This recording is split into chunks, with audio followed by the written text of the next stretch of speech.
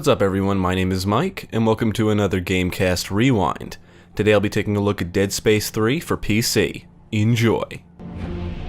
The details of the original Black Marker disaster were buried in cover-ups and conspiracies, but not before an entire religion could be launched in the name of one of its researchers, Michael Altman. His questionable death turned him into a martyr, and a unitology was born. The original Dead Space is one of the most atmospheric horror games to date, and it was the start of the dismemberment-based gunplay the series is known for. Dead Space 2, while not as atmospheric as the first game, at least in my opinion, improved the gameplay on all levels. Then you've got Dead Space Extraction, which is a prequel to Dead Space, and it's one of the best rail shooters for consoles. Since I had a blast with all of these games, I was looking forward to Dead Space 3. Developed by Visceral Games and published by EA, Dead Space 3 was released for PC, PlayStation 3, and Xbox 360 in February 2013. For this review I played the PC version, and unlike the previous two games, there's no serious technical issues that should be addressed before playing. I did play this through the Origin client and did acquire all of the DLC, including the Awakened episode, which will be covered in this review. This review will contain some spoilers, so if that bothers you, you may want to stop watching now. You have been warned. Now let's take a look at Dead Space 3 and see what kind of horror Isaac is in for this time. The core mechanics of the series are all here, and the speed and pacing is basically on par with that of Dead Space 2. You can walk, run, stomp, and punch as expected, but now you can roll, crouch, climb, and take cover behind objects. Cover plays a somewhat important role when you're up against human enemies, which unfortunately are not as fun to fight as the Necromorphs, but you won't have to fight them too often. There is no HUD, but your health and stasis levels are represented on your character's suit. You can access your rig to see your inventory, objectives, and a database of logs, and you can use your locator to see how to get to your next objective or nearest bench or suit kiosk. You can freely float and boost around zero-gravity areas, and your character's suit will provide him oxygen in areas exposed to the vacuum of space. Oxygen can be restored from oxygen tanks. Stasis is one of two modules you can use to slow down mechanisms and enemies. It does drain through energy when used, but will partially recharge over time unless you restore it fully at a stasis recharge station or from a stasis pack. The other module is Kinesis, which allows you to grab and throw objects. Late in the game you'll come across amp pads which amplify these modules as long as you're standing on them. Enemies will remain in stasis longer, and you can use Kinesis to rip the limbs off moving enemies. It's pretty cool. That's great, thanks for the tip! Throughout the environments are all kinds of items you can collect. You can find med packs, stasis packs, weapon parts, ammo, blueprints, upgrade circuits, resources, and logs and artifacts which provide backstory. Logs and artifacts can also be considered collectibles. You can find items lying around or in containers, and dead bodies will sometimes reveal items after stomping, punching, or shooting them.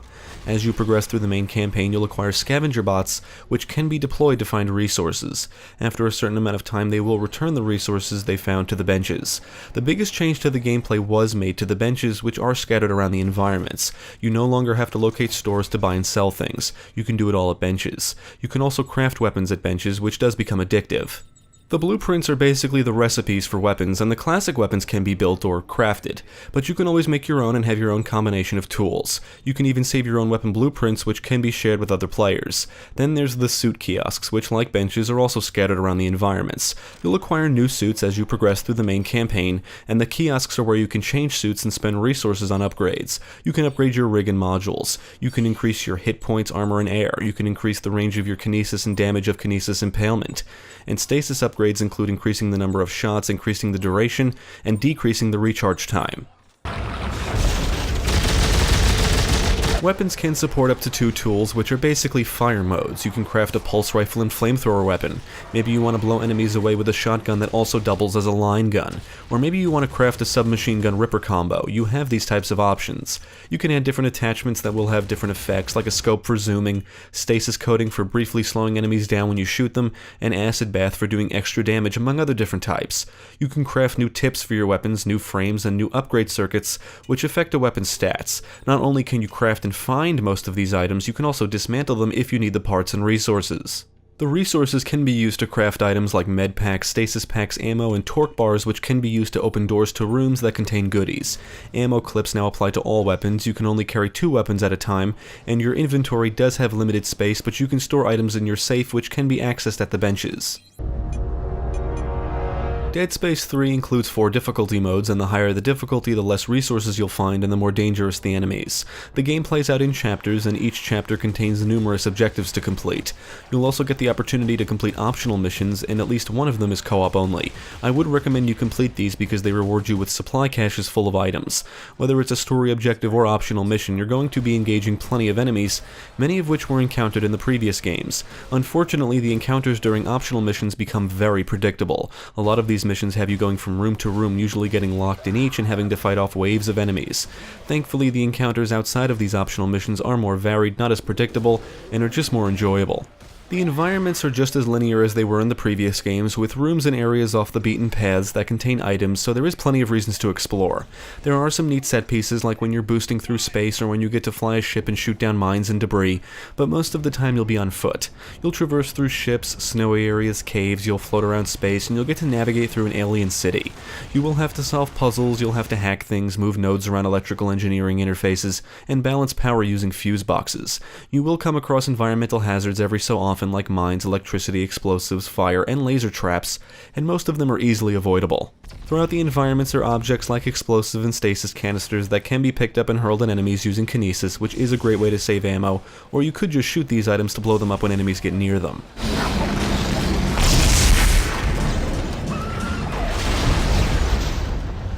If you've played the previous games, you should know how to engage enemies properly. Aim for the limbs and cut them up into pieces. Blowing off their limbs not only does damage, but also slows them down. Your stasis module can be very helpful, especially when you get overwhelmed, and it's always a good idea to keep plenty of ammo and a few med packs on you at all times. Dead Space 3 adds human enemies to the roster, and they're just not that fun to fight. They have guns and will shoot at you, they'll throw grenades, some will charge at you while holding live grenades, some fire rockets, and they run around and take cover. They don't do anything sophisticated and exhibit very basic behavior. What is cool is when necromorphs are thrown into the mix and start attacking the human enemies. It's just cool watching the necromorphs rip them to shreds. New necromorphs include Medusa, Fodder, the Swarm, the Regenerators, Feeders, Creepers and Shamblers, and the Alien Necromorphs. Medusa is only encountered in zero-gravity areas. It fires homing projectiles and can be easily avoided. Fodder are more human in their appearance and wield melee weapons. The Swarm are basically the replacement for Swarmers and Infectors from the previous games. They can swarm you and reanimate corpses. The Regenerators are large necromorphs that can regenerate limbs, so you'll want to run from them, utilize your stasis module, and try not to waste too much ammo shooting at them. Feeders appear in large numbers and can easily overwhelm you. Their behavior is similar to that of the Pack from Dead Space 2, which do actually make an appearance in the Awakened campaign. A Creeper is a small necromorph that reanimates dead bodies, which I guess are the Shamblers, and they can wield guns. The Alien Necromorphs are large creatures that will charge at you and can eject crawlers. Most enemies will rush you, some can fire projectiles, and if an enemy gets too close it can grab onto you and drain your health. As you progress through the main campaign, you'll encounter tougher variants of certain enemies, but as long as you upgrade your weapons regularly, they shouldn't be that difficult to take down.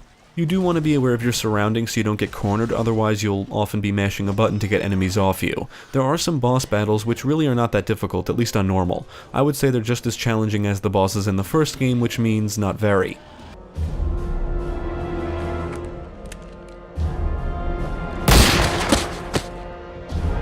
Just like in Dead Space 2, you can watch a recap of the events of the previous games, and Dead Space 3 is the first game in the series to support online co-op, where one player is Isaac and the other is Sergeant John Carver, but for this review I played through it solo. The story is set years after the events of Dead Space 2. Apparently Isaac and Ellie Langford became a couple and broke up due to Isaac's emotional distance.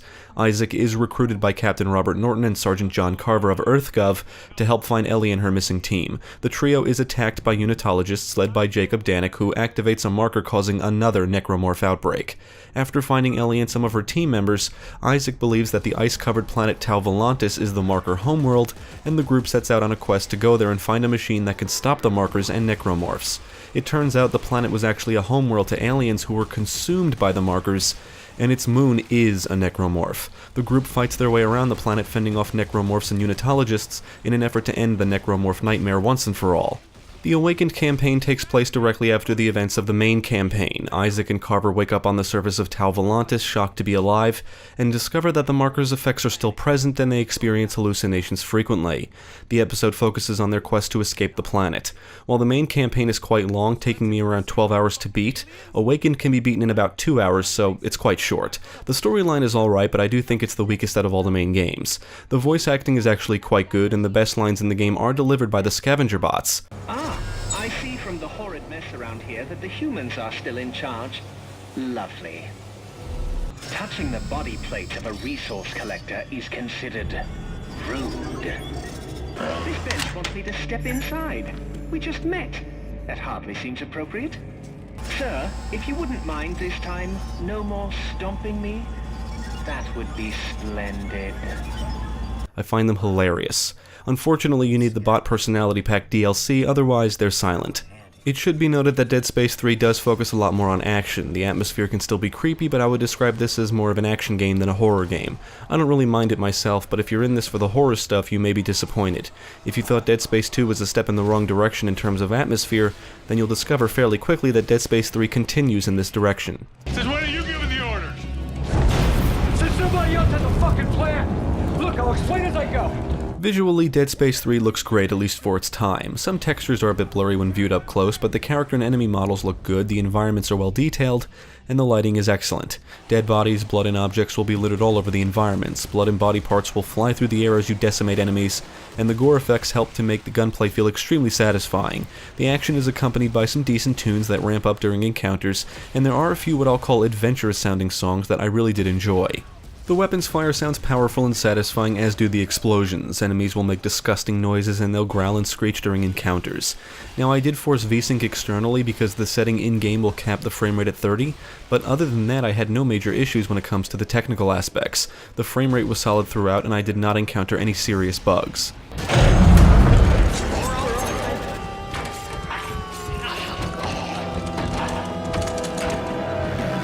I had an excellent time with Dead Space 3. In fact, it might be my favorite game in the series gameplay-wise. The weapon crafting is fantastic, and I think it really drives the experience. Every time I came across a bench, I would spend about 5 to 10 minutes crafting new stuff or messing around with new combinations. It can be very addictive. The iconic weapons from the previous games are still here, but now that you can basically mix and match the different weapon types in addition to the new ones added here, there's a crazy amount of freedom and options when it comes to how you want to obliterate your foes. With that said, Dead Space 3 doesn't always feel like a Dead Space game. The developers put a much bigger focus on action this time around, and while I personally enjoy it, what made the original Dead Space so awesome was not just the gameplay, but the fantastic, horrific, and creepy atmosphere. Even Dead Space 2 was creepier than this. Don't get me wrong, Dead Space 3 has creepy areas and scenarios, but the horror element is noticeably reduced here. Regardless, it's fun to play and there's plenty of reasons to return. After you beat the main campaign, you'll unlock numerous New Game Plus modes. These are in addition to the multiple difficulty modes, weapon crafting, and co-op. Dead Space 3 is an action horror game with plenty of content to enjoy. I can't say the Awakened campaign is all that fantastic. It's very short and there's nothing really new here that I would say warrants $10. It's basically just more of the same, and if you're not interested in the story element, then Awakened would be a real waste of money.